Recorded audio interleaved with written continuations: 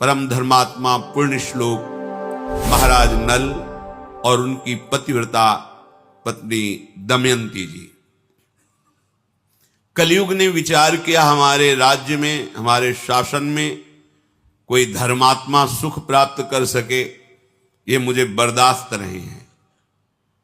क्रोधावेश में आकर उसने निश्चय किया, महाराज नल को मैं ऐसी विपत्ति में फंसाऊंगा कि दुख ही दुख मिले। 12 वर्ष तक वो देखता रहा, कोई भी दोष नहीं मिला जिससे महाराज नल की बुद्धि को भ्रष्ट कर सके। एक दिन चूक हो गई, राजकार्य के चिंतन में मगन होने के कारण लघुशंका किया और अपवित्र दशा में सूर्य अर्घादि तर्पण आदि किया, तो ये दोष हो गया। इसी दोष में कलयुग उनकी बुद्धि में प्रवेश कर गया। उनके जो भ्राता, छोटे भ्राता थे पुष्कर, उनके हृदय में जाकर प्रेरित किया और जुआ खेलने के लिए उन्होंने द्यूत क्रीड़ा के लिए ललकारा। क्षत्रिय धर्म के अनुसार ललकार सहन करना उनके स्वभाव में नहीं होता।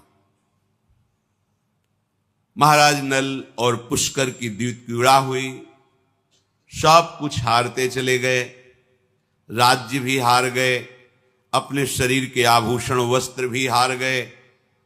फिर उसने कहा दमयंती को दांव पे लगा दो। उन्होंने कहा ऐसा मैं अधर्माचरण नहीं कर सकता। तो उसने कहा सैनिकों से इनको नगर के बाहर निकाल दिया जाए, राज्य में घोषणा करवा दी, अगर कोई थोड़ा भी सत्कार जल भोजन देगा उसे प्राण दंड दिया जाएगा। भयानक विपत्ति। कुछ ही दिनों में चक्रवर्ती, राज्य भोगने वाला राजा गली का भिखारी बना दिया कलयुग ने। कोई पानी भी के लिए नहीं पूछ सकता, जिनके आगे सर झुकाते थे उनका कोई आदर नहीं। नगर से निष्कासित वन में जब भयानक, जहां सिंह, रीछ, भालू आदि नाना प्रकार के जीव जो पीड़ा पहुंचाने वाले हैं, वहां उन्होंने विचार किया कि हमारी पतिव्रता पत्नी मेरे कारण दुख को क्यों प्राप्त करे।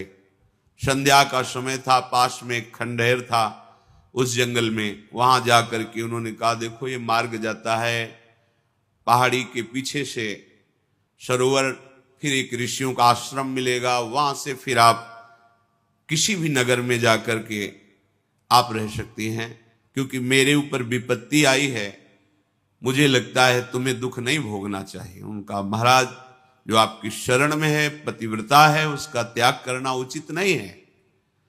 उनका ये तो हमने आपको ऐसे बता दिया, मार्ग आप शयन कीजिए। वो बहुत ही दुखी थी क्योंकि राज्य छिन गया था और कई दिनों से भोजन भी नहीं मिला था, तो उनको नींद आ गई। महाराज नल उनको वहीं छोड़ करके आधा वस्त्र उनके शरीर का लेकर के जंगल में भटकने लगे। कैसे समय कटे। दमयंती जी ने वहां से मार्ग में चलते हुए फिर आगे ऋषियों के दर्शन किए। ऋषियों ने उनसे कहा कि तुम चिंता मत करो, ये विपत्ति का समय भी बदलेगा, तुम्हें महाराज मिलेंगे, तुम्हारा राज्य मिलेगा। इतना कहकर वो आश्रम सहित अंतर्धान हो गए, क्योंकि वो सब दिव्य ऋषि थे, केवल संबोधन करने के लिए उनकी आंखों के सामने प्रकाशित हुए थे। वो भटकती हुई जंगल में घूम रही थी कि एक व्यापारियों के दल को देखा। व्यापारी दल में पीछे पीछे छुप के चली कि ये कहीं किसी नगर को तो जाएगा ही। एक सरोवर के समीप निर्मल जल देखकर व्यापारियों ने वहां अपना कैंप लगाया। रात्रि में जंगली हाथियों के द्वारा आक्रमण होने पर बहुत से व्यापारी नष्ट हो गए। उन व्यापारियों ने विचार किया कोई अमंगल प्राणी हमारे साथ है जिससे ऐसा अनिष्ट हुआ। जब ये बात सुनी तो दमयंती जी वहां से चल पड़ी कि मैं ही यहां पीछे पीछे चल रही हूं, अगर इनको पता चलेगा तो हमारी प्राण हानि कर देंगे। आगे चलकर देखा तो कुछ ब्राह्मण लोग नगर की तरफ जा रहे थे, उनके पीछे चली। विदर्भ देश में प्रवेश किया। वहां की राजमाता महल से देख रही थी कि एक विक्षिप्त स्त्री जो बड़ी ही सुंदर सुशील नवयुवती है, कुछ लोग पीछे उनके लगे हुए कंकड़ मार रहे हैं, उनको लग रहा है पागल है, क्योंकि वो शोक से ऐसी व्याकुल थी। राजमाता ने कहा कि मेरा पता नहीं स्वाभाविक क्यों आकर्षण हो रहा है, इस युवती को महल में बुलाया जाए। आदर के साथ उनको जब सामने दासियों ने ला करके प्रणाम करवाया तो राजमाता ने पूछा, देखने से तुम ऐसा नहीं लगती हो कि विक्षिप्त हो या कोई विशेष परिस्थिति में फंसी हुई हो? तुम्हारा मुख कमल ऐसा अनुभव कराता है कि तुम तेजस्विनी हो और कोई देवी हो। तो उनका नहीं, महाराज नल द्युतक्रीड़ा में हार चुके हैं और दमयंती सहित वन में चले गए हैं और मैं उन्हीं के महल में सुखपूर्वक निवास करती थी। ये नहीं बताया मैं दमयंती हूं, उन्हीं की सेवा में थी। अब जब वो चले गए तो मेरा कोई आश्रय नहीं बचा। अगर राजमाता आप कृपा करें मुझे आश्रय दे दे तो आपका बहुत उपकार होगा, पर मेरा नियम है, मैं एक पतिव्रता हूं, किसी के चरण नहीं धोऊंगी, किसी का जूठन नहीं खाऊंगी, किसी पुरुष से संभाषण नहीं करूंगी, केवल ब्रह्म ऋषियों से बात कर सकती हूं। अगर इन नियमों की आप सुरक्षा कर सके तो मैं आपके यहां रह पाऊंगी। राजमाता ने स्वीकृति दे दी और कहा, जैसे मेरी बेटी सुनंदा रहती है ऐसे तुम बेटी की तरह हो, कोई भय नहीं यहां। इधर महाराज नल बड़े ही व्याकुल होकर के कि ये विपत्ति कैसे नष्ट होगी, जंगल में भ्रमण कर रहे थे। उसी समय आवाज आई, पुण्य श्लोक धर्मात्मा महाराज नल मेरी रक्षा कीजिए, रक्षा कीजिए। जिधर आवाज आ रही थी उधर वो दौड़ के गए तो देखा दावानल लगा हुआ है, जंगल में भीषण आग फैली हुई और कोई आग की ज्वाला के बीच में पुकार रहा है। इन्होंने देवताओं को प्रसन्न किया था तो अग्नि भगवान ने वरदान दिया था कि कभी अग्नि की दाहिका शक्ति तुम्हें जलाएगी नहीं, अर्थात ज्वाला में तुम चंदन की तरह शीतल होते हुए जा सकते हो। वरुण देवता ने आशीर्वाद दिया था, जहां तुम चाहोगे वहीं जल प्रकट हो जाएगा। बड़ी देवताओं की आराधना की थी तो अग्नि के प्रभाव से रहित उस ज्वाला में महाराज नल प्रवेश किए तो देखा बड़ा ही विशालकाय भयंकर करकोटक नाग कुंडली मारे बैठा हुआ है। नाग ने कहा, महाराज मुझे बचा लीजिए, मैं चल नहीं पा रहा हूं क्योंकि मुझे देवर्षि नारद का शाप हो गया है। मैंने उपहास कर दिया देवर्षि नारद का। संतों का उपहास करना पुण्य नाशक होता है। उस दिन से मैं जड़ की तरह यहीं पड़ा हूं। अब ये दावानल लग गया, मैं एक कदम भी नहीं चल सकता। मैंने देवर्षि से प्रार्थना की थी कि मुझे क्षमा कर दो, तो उन्होंने कहा था जब महाराज नल तुम्हें दर्शन देंगे तो उसी समय तुम हमारे शाप से मुक्त हो जाओगे। तो आप मुझे उठा करके यहां से बाहर कीजिए, मैं शाप मुक्त भी हो जाऊंगा और तुम्हारा मंगल करूंगा। मैं सबसे तेजस्वी नाग, सबसे बड़ा जहरीला, मेरा नाम करकोटक है। महाराज नल ने कहा, तुम इतने भयंकर विशाल कायों में तुम्हें कैसे उठा सकता हूं? उन्होंने कहा कि आप उठाइए, मैं आपके लिए बहुत हल्का हो जाऊंगा। गोद में उठाकर जब बाहर किया रखने लगे तो उन्होंने कहा, नहीं, पहले तुम अपने कदम गिनो फिर रखो, जब मैं रोक दूं तब रुक जाना। तो 1 2 3 4 5 6 7 8 9 10 जे भी 10 बुलाते हुए उन्होंने डस लिया। महाराज नल ने कहा, धोखा क्यों किया तुमने? तुम कहते थे तुम्हारा कल्याण करेंगे, हमने तुम्हारी प्राण रक्षा की और तुमने हमें डस लिया। बोले, मैं तेजस्वी नाग हूं, मेरा प्रभाव विष का संकल्प के अनुसार होता है। तुम्हारे शरीर पर बिल्कुल प्रभाव नहीं पड़ेगा जहर का। तुम्हारे अंदर बैठा हुआ जो कलयुग है वो जलेगा, उसके अंग अंग में मेरा जहर जाएगा और वो बड़े शीघ्रता से तुम्हारे शरीर का त्याग करेगा और उसके त्याग करते ही तुम्हारी बुद्धि शुद्ध हो जाएगी और सारी संपत्ति प्राप्त हो जाएगी। ये कलयुग तुम्हें महान दुख दे रहा है। पर काटने के प्रभाव से उनका शरीर काला हो गया और नाटा हो गया।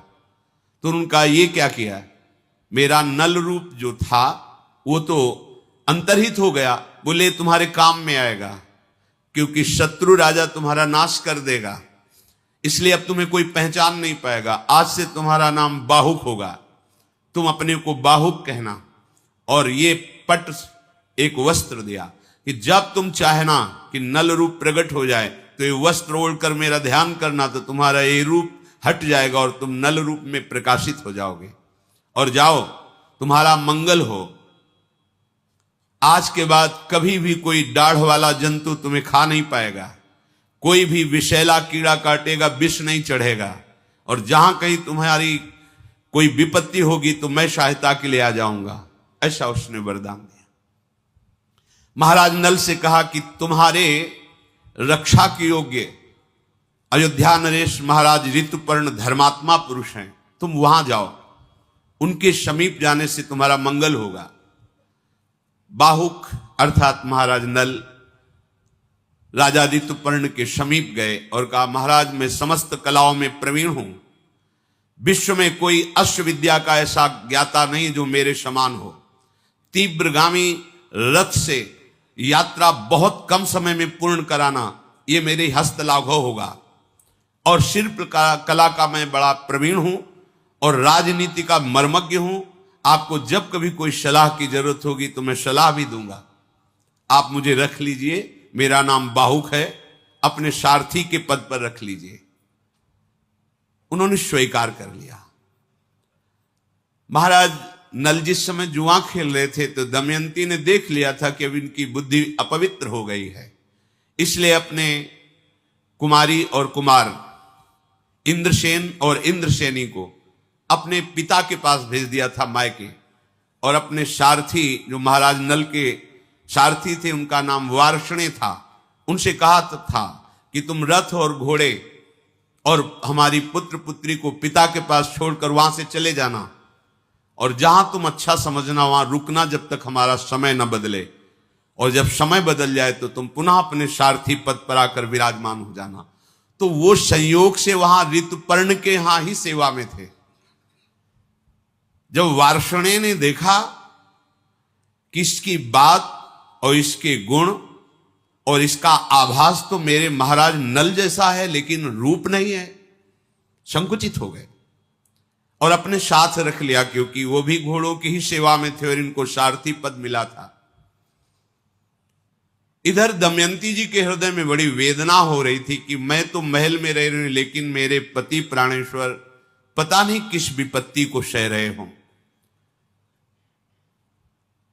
महाराज भीम दमयंती के पिता थे। जब कुमार कुमारी वहां छोड़े गए तो उनको पता चला परिस्थिति का, तो उन्होंने शास्त्रों ब्राह्मणों को बुलाया और दक्षिणा देकर कहा कि आप दिशाओं में जाइए और सब जगह खोज कीजिए, अगर नल दमयंती का पता आप लगा लेते हैं तो आपको कई हजार गौवें, स्वर्ण मुद्राएं और नगर ये आपकी सेवा में हम समर्पित करेंगे। ब्राह्मणों ने खोज की। एक ब्राह्मण ने ये सूचना पाई कि यहां राजमाता के यहां कोई नवीन युवती आई हुई है। अब वो कौन है ये मुझे पता नहीं। गुप्तचरों द्वारा उस ब्राह्मण ने जब ऐसा सुना तो महल में प्रवेश किया। ब्रह्म ऋषियों को महल में कोई रोक टोक नहीं होती थी, किसी भी राजा के महल में जा सकते हैं। वहां जाकर राजमाता से कहा, तुम्हारे यहां कोई नवयुवती दासी आई हुई है, हम दर्शन करना चाहते हैं। जब देखा तो बचपन से उन्हें देख रहे थे दमयंती को, क्योंकि वहीं राज दरबार के पुरोहित थे। देखते ही उन्होंने कहा, बेटा तुम अपने मस्तक को धोइए, क्योंकि मस्तक में इनके एक दिव्य चिन्ह था जो बचपन से वो पहचानते थे। जेवी धोया तो ही समझ गए दमयंती है। राजमाता से कहा, ये कोई दासी या सैरेंद्री नहीं है, ये महाराज पुण्य श्लोक नल की पत्नी महारानी दमयंती है, और ये भीम राजकुमारी हैं जो बड़े पराक्रम से युक्त है। ये तुम्हारा सौभाग्य है जो दमयंती जी तुम्हारे यहां सेवा में रहे। ये परिचय प्राप्त करके वो तो बहुत प्रसन्न हुई कि हमारा अत्यंत सौभाग्य है, और मुझे पता है कि दमयंती तो मेरी बहन की ही पुत्री निकली, मेरे द्वारा कोई त्रुटि नहीं हुई, अर्थात दासी की तरह हमने व्यवहार नहीं किया। ये बड़ा कृपा रही जो हमारी बुद्धि ऐसी रही। अब बेटा तुम बिल्कुल निश्चिंत रहो, ये महल तुम्हारा, संपत्ति तुम्हारी। उन्होंने कहा, नहीं, अब हमें अपने पिता के पास जाना है, क्योंकि मुझे महाराज नल की खोज करनी है। ब्राह्मण के साथ पिता के पास पहुंचे। पिता ने उन्हें बड़ा आदर सत्कार किया। दमयंती जी ने अपनी माता के समीप जाकर अपने हृदय की बात कही और कहा कि हम चाहते हैं कि कुछ गुप्त रूप से ब्राह्मण भेजे जाएं, जिनको मैं श्लोक सिखाऊंगी और वो हर सभा में, हर नगर में जाके श्लोक का गायन करें। ब्राह्मण जन जाकर सभा में या नगर की गलियों में वो श्लोक गाते। जब कोई उत्तर नहीं मिलता तो और नगर में चले जाते। ऐसे ही ब्राह्मण अयोध्या पहुंचे और ऋतुपर्ण की सभा में जब श्लोक गाया तो वहीं बैठे हुए बाहुक रूप में महाराज नल थे। सभा से बाहर निकले और एकांत में उस ब्राह्मण से मिले, उस श्लोक का उत्तर दिया। दमयंती ने कहा था जो शब्द बोले जाएं वैसे ही शब्द हमारे सामने कहा जाए, मिलावट ना की जाए। संदेश वाहक को इतना चतुर होना चाहिए कि शब्दों में अपनी मिलावट नहीं होनी चाहिए, नहीं भाव बदल जाएगा। जो संदेश दिया जाए, जिन शब्दों से दिया जाए, ठीक केवल उतना ही शब्द बोलना चाहिए। अपनी मिलावट की तो फिर भाव बदल जाएगा। इसलिए ब्राह्मणों से कहा था जैसे शब्द बोले जाएं वही बोलना आके। ब्राह्मण लोग आए और बताया दमयंती से कि राज चिन्ह तो कोई नहीं दिखाई दे रहा था। वो महाराज ऋतुपर्ण के सारथी हैं, काला शरीर है, नाटा स्वरूप है, पर उन्होंने उत्तर में आपके श्लोक का यही दिया था कि कोई भी पतिव्रता पत्नी अपने पति पर दोष नहीं करती।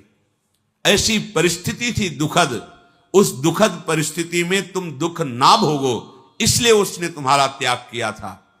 देख लो, वो तुम्हारे जीने के लिए, अन्न प्राप्त करने के लिए अपने अधो वस्त्र को भी स्वर्ण पंखों से युक्त पक्षियों को पकड़ने की चेष्टा की तो वो पंख धारण करने वाले पक्षी वो कपड़ा भी लेकर उड़ गए। ये बात केवल महाराज नल जानते थे। दमयंती जी ने कहा निश्चित महाराज नल ही हैं, दूसरा कोई नहीं, पर रूप क्यों नहीं है ये मुझे पता नहीं, क्योंकि ये हमारे और महाराज नल के बीच का संवाद केवल महाराज नल जानते हैं। दमयंती ने अपनी माता से कहा मैं एक गुप्त कार्य करना चाहती हूं जिसे महाराज पिता भीमसेन भी ना जान पाए और कोई नगर का एक भी नागरिक ना जान पावे। माता ने सहयोग दिया। दमयंती जी ने कुछ ब्राह्मणों को भेजा कि केवल महाराज अयोध्या नरेश ऋतुपर्ण से जाकर कहो कि दमयंती ने वरण करने के लिए दूसरा स्वयंवर रचा है। बहुत से राजा और राजकुमार आए हैं, आपका भी निमंत्रण है, पर वो बड़ी शीघ्रता से स्वयंवर रचा है, इसलिए समय नहीं है, सुबह ही स्वयंवर है, ऐसा बोलना जाके। ब्राह्मणों ने ऐसा ही किया। ऋतुपर्ण जी ने दमयंती का स्वरूप, सौंदर्य, महिमा सुनी थी। उन्होंने कहा कि कोई हमें सुबह तक पहुंचा ही नहीं पाएगा। 100 योजन अयोध्या से दूर है, कैसे कुंडनपुर में हमें सुबह तक कोई पहुंचा सकता है? तो सारथी बाहुक ने कहा सुबह तो बहुत समय होता है महाराज, मैं संध्या होते होते आपको पहुंचा दूंगा। तो उनका बातें बनाने से नहीं होता, बहुत बड़ी यात्रा है, 400 कोस दूर, 100 योजन का मतलब 400 कोस दूर, और रथ से इतने कम समय में पहुंचा देना। उनका महाराज मेरी यही अश्व विद्या है, तो उनका तुम शीघ्र घोड़े छांट कर लाओ और मैं तैयारी करता हूं, स्वयंवर में मैं दमयंती के सम्मिलित होना चाहता हूं। 4 ऐसे मरे से घोड़े छाट के लाए। उनका तुम्हारा दिमाग खराब है, ये घोड़े कहीं एक नगर से दूसरे नगर में नहीं जा सकते हो, तुम इतनी लंबी यात्रा। बोले हम पर विश्वास है, तो तुम्हारे राज परिवार के घोड़ों में ऐसे घोड़े हैं ही नहीं, जैसे ये बलवान घोड़े हैं, तुम्हें निर्बल दिखाई देते हैं। आप आइए और रथ पर विराजिए। जे ही रथ पर वो विराजे, घोड़ों ने घुटने टेक दिया। उनको लगा कमजोरी के कारण। उन्होंने कहा देखो जब मैं बैठा तो ये घोड़े घुटने टेक दिए, ये यात्रा करेंगे। बोले महाराज अब ये भूमि को प्रणाम करके भूमि का स्पर्श भी नहीं करेंगे,